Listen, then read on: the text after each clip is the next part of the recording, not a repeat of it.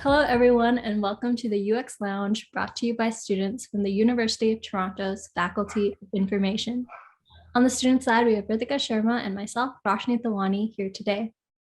In hopes of taking our learnings outside of the classroom, we connect with industry professionals to learn about their day-to-day roles as well as their life reflections that may help our student community achieve their UX career goals. We thank our guests for generously volunteering their time. Here at UX Lounge, we look forward to learn about our guests' journey through UX and their experiences in the industry. Let's welcome Matt Soriano, who is currently a UX manager at EY Design Studio. Matt has over 15 years of experience in UX, ranging from research, facilitation, and visuals in a wide range of businesses. Matt brings forth a wealth of knowledge and experience in design. During the first part of his career, he also worked in advertising, where he designed and animated ads for major brands across different industries. Thank you so much for joining us today, Matt. We're excited to have you at the UX Lounge and learn from your experiences. Thanks for having me. Really excited to talk design, user experience, and everything in between. Awesome. So how about we start out with a really super easy question for you. Can you tell us a little bit about yourself and your current role at the EY Design Studio? Sure. Currently, I'm UX manager at the EY Design Studio in Canada. We're a practice that spans various cities from Toronto to Vancouver, but the design studio under EY, or otherwise known as Ernst & Young, is global. So there are studios in Latin America, in the States, but in Canada specifically, we share the work across the provinces. And there I work with a variety of clients and a variety of stages in the user experience journey from discovery to implementation. Awesome. That's awesome. Yeah. What inspired you to work in UX design? I would say curiosity at first, because I started actually with web design. And at the time, user experience design wasn't coined. It was, I think the closest you could get to it was human-centered design. And it just seemed kind of, it didn't seem as interesting as doing cool stuff online with Flash. So that's kind of where I started. But eventually over time, as things standardized over the web, and actually Flash kind of died, and design patterns started to be introduced with the way you navigate websites and eventually products on like phone apps. I kind of saw the relevance. I kind of saw the guidance from people like Jacob Nielsen, which now is Nielsen Norman. He was kind of, it seemed like in the past, it seemed like a cranky person just kind of saying, you must design like this and that, make sure people understand navigation. And all of us doing Flash, we were like, no, that's not cool. But eventually converged. And now actually I use Nielsen Norman as like one of the best references online when I'm recommending articles. So all that to say, it's been a journey from just starting from the web, wanting to create interesting stuff that's usable, that people enjoy and know how to use. And then eventually into more of the business side, wanting to create companies and understand how design can help a business move forward. And that whole discussion about having design at the table, which I think is a reality these days. Design is at the table. But yeah, so kind of that whole full circle approach. Yeah, from what you were just describing there, I was hearing curiosity being like one really key highlight, but also like the Nielsen Norman group. I'm just thinking back to all our master's lectures classes in UX research and how we would reference that website for almost every little thing in the project. And That's great. It's so cool to hear about the evolution of how you started out, like hearing about it and hearing about all the principles and now seeing it enacted as a real career and profession and a craft to explore. So thanks for sharing that. Throughout your career, just speaking of that concept of that progression, what are some memorable UX design projects or initiatives that you've worked on? Early on, like I mentioned, there were the days of Flash. It was very cool making websites that would get recognized by the FWA. Those were basically deeply immersive Flash interactive websites So I wasn't leading anything back then. I was just a junior working with very smart people.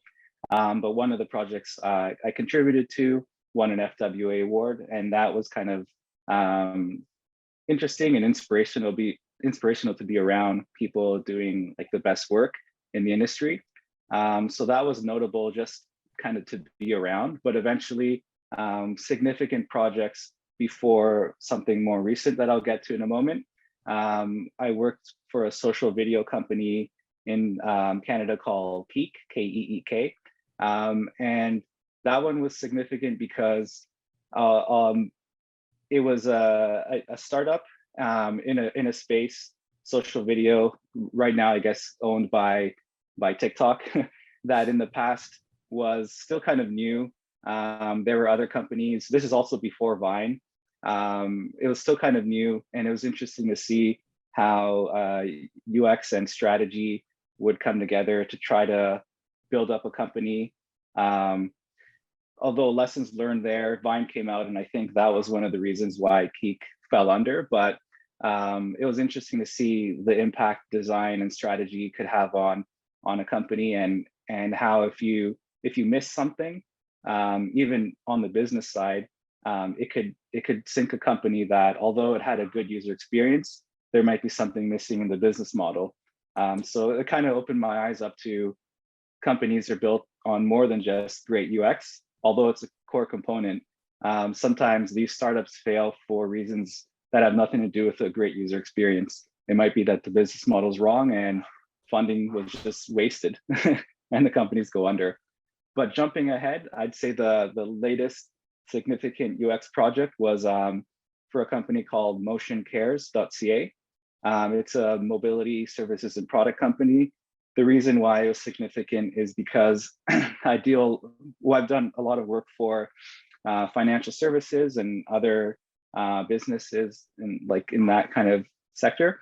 But this one was more, it felt like more heartwarming, I guess you could say, where we got to speak in a research phase to people that needed mobility equipment like wheelchairs, or had gone through an incident that suddenly caused them to have to consider the process of buying it, getting insurance, searching online for it, and then or renewing equipment that in that area. So it was kind of, it seemed like a different, good change of pace into something that had, in some ways, more value, I think, behind the story of the work we were doing. And also, in the end, I think it was a solid product that came out in the website redesign we did. We, at the design studio, we helped them redesign their website, motioncares.ca. And I think it was a great team effort. Like it turned out really good. And we went from research to implementation with in-house development. That's awesome. It just seems like you have so much of work experience that has a great impact in the society, and that's so lovely to hear. And I also love the point that you brought up about it doesn't take only great UX for a product to be successful. There's a lot more that goes into it. So it's a teamwork, and that is so important, and I completely resonate with that. Speaking about that, throughout your journey, you've worked in a wide range of sectors, from startups to large businesses, digital agencies, and freelance clients. For those who are unsure about which sector they would like to explore UX design in, what advice can you share with our audience? Sure, that's a great question, because I often get asked, why are you working at an agency, or when I was at a startup, why do you like startup more than a consultancy, or how was it like when you were freelancing? And it feels like I've grown in different ways in each of those scenarios.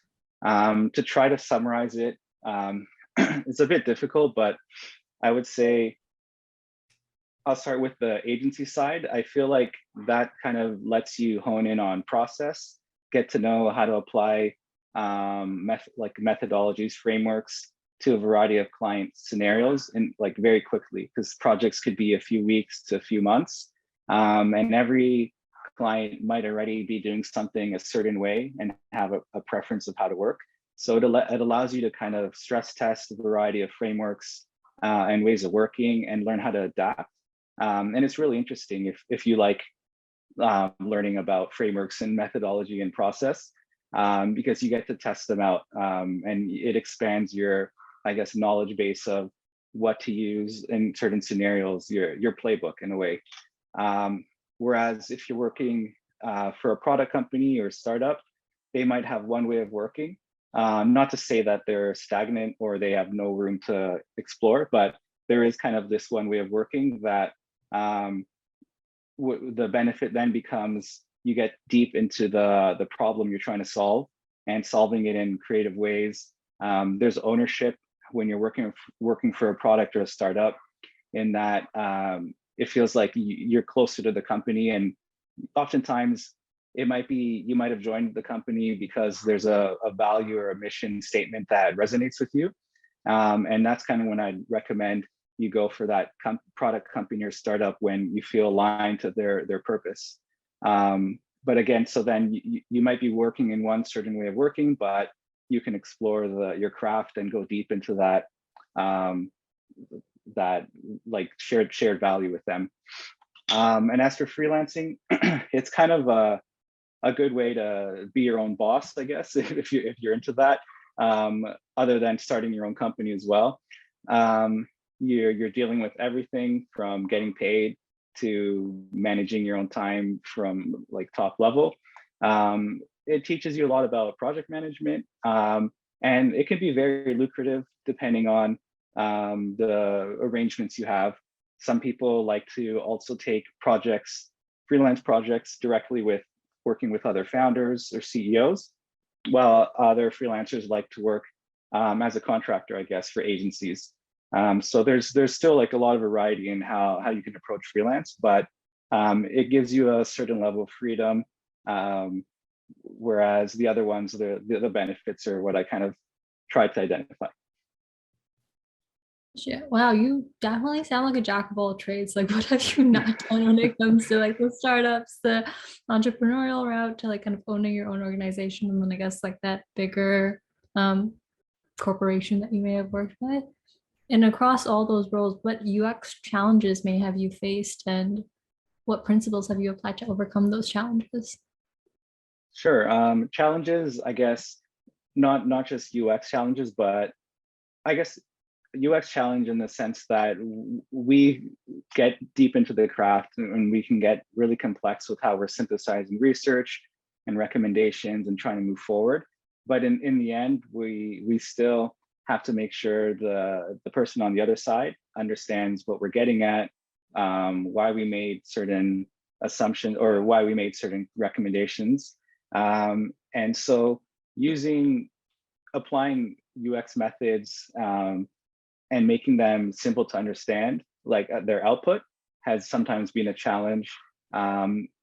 Especially on the agency side, sometimes you have to not just present, but constantly educate.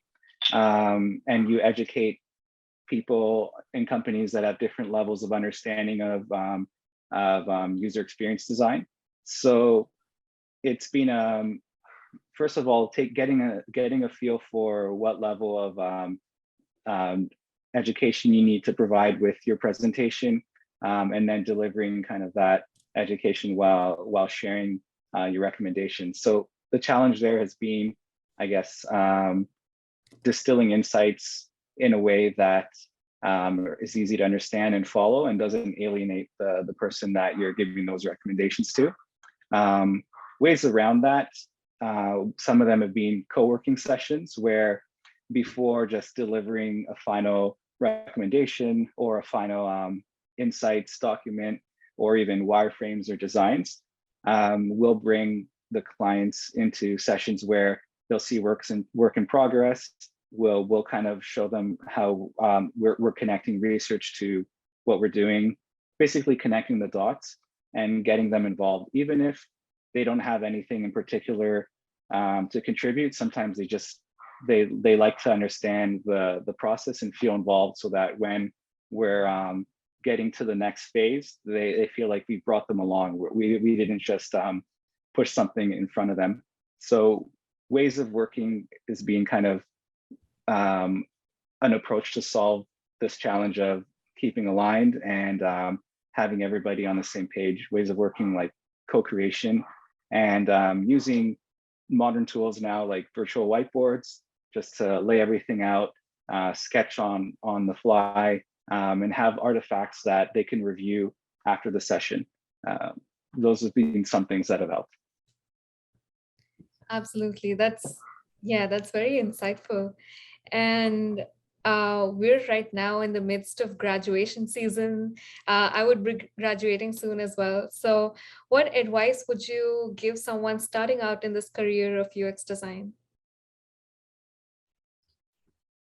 It might be in order to, first of all, understand kind of what skill set you might be able to do well right now, like understand your strong points, understand, I wouldn't say weaknesses, but maybe gaps in learning, and try to identify what kind of companies would be a good fit for you being able to get in and contribute immediately, but also grow in the areas that you want to grow in, because we're constantly learning. Throughout my career, there's been times where I've wondered if I should go back and do maybe a bachelor's or something. And not to say it's a bad idea, but I've then pivoted to ways of finding out how to explore new areas of work on the job. That's kind of why my career has transformed quite a bit, where in some scenarios, I might have just gone back to school to learn something and then gone back to the workforce. Instead, I found opportunities to pivot what I'm doing by taking skills that are immediately useful for a company, but it lets me learn other things. Although you're graduating, I'm sure there's something that you feel kind of is your core skill set, and that you would be kind of proposing to the company you'd want to work for, but it's important to see where they'll let you expand into, because that can define the shape your career takes as you move forward. Awesome. What I'm kind of hearing is like this trend of to the previous question you were answering about co-creation and really honing in on your skill set, but then for this answer, it's really like knowing where your skills lie and knowing where your strengths are, and then how you can apply those to a potential role post-graduation. And when it comes to like jobs and like the application process in UX design, what advice would you give to our listeners who are in that process of really applying to the jobs? Like, how do they get ready for the interviews? What makes a good candidate stand out for you based on the interview conversations you've had? For sure. There's some great resources on YouTube. I can't remember the creator's name right now, but she kind of listed out a way to present yourself in a job interview, and it involved creating a pitch slide deck actually. But one thing that stood out there was considering kind of what makes you unique and what makes you stand out, as maybe cheesy as that might be. And it's not to say that you need something spectacular to make you stand out, but it's just something that'll make the interviewee remember you by. So it's good to have in mind maybe two things that make you stand out from other candidates or potential candidates. And even if you don't go in with a pitch deck, just having those things in mind, because I've been in interviews where people just come out and ask me, what makes you different than everyone else we're interviewing? Kind of an aggressive question, but having thought about this, I've been able to kind of explain what makes me stand out and tie it into past experiences and what I've learned. But aside from that, there are some great resources out there on YouTube on kind of how to prepare for those interviews. But I think maybe I'll just focus in on that kind of like what makes you stand out, and having that in mind and how to tie that into like a story. Absolutely. That is very informative, and I can see how that will make a huge difference. Sometimes you don't even have to tell somebody what makes you stand out. Maybe if it's so clear, your uniqueness is so clear, they can see it and they'll remember you, and that's very important. For sure. Through the ebbs and flows of your career, how do you keep yourself ambitious and motivated? Yeah, I mean, I won't lie. Again, near the middle of my career, I'm like, should I just get into architecture? Like, I've thought about career changes, I'm not gonna lie, but what's kept me interested and motivated is that the industry changes. At least like you might have user experience as a practice, but you're applying it to an ever-changing industry, which is technology in general. So kind of reconsidering like what out there is exciting, what do I want to work on, even if it doesn't seem like a potential right now. Just having in mind like, oh, that seems kind of cool. I'd like to do work on this kind of product or in this industry or with this framework someday. It keeps you looking for kind of the next step in your career development, and where to go so that you're staying motivated. So tying back to being curious and also just considering, staying interested in something that's changing, because I think that'll keep anyone motivated. Otherwise, maybe it's time for a change in career. For sure, that makes sense. All right, this conversation has been awesome. Our team has learned so much from you today, and we thank you for your time. We have a final 5 rapid fire rounds where we go on to 1 word or 1 sentence answers. Are you ready for this? Yes. Okay. What's your favorite design tool? Figma. What's one really bad piece of advice? Always use the same approach. How do you overcome creative blocks? Change in context, get out and do something completely different. What's the most important thing for a successful career in UX? Being curious. And what's next for you? Are there any upcoming projects you'd like to share? Since I'm not freelancing, nothing I think speak about, but the studio's doing interesting stuff with local companies and global ones always, and they're always looking for more people that are interested. So always really feel free to reach out to me on LinkedIn or check out the EY Design Studio Canada online. But yeah, this is great. I've loved having this conversation. That's awesome. We learned so much from you. And definitely we would connect on LinkedIn. And keep in touch. And I would hand it over to Rosh. Yeah, thank you so much, Matt. So nice to connect with you once again. And the UX Lounge is so grateful for your time. We wish you a wonderful rest of your day. So that brings us to an end of today's episode, Navigating UX Design at the UX Lounge. If you'd like to learn more, please follow us on our social media handles. And until next time, your favorite UX crew, Ritika and Roshni, with their special guest, Matt. Thank you. Thank you for having me. Thank you. Bye. Bye. See you.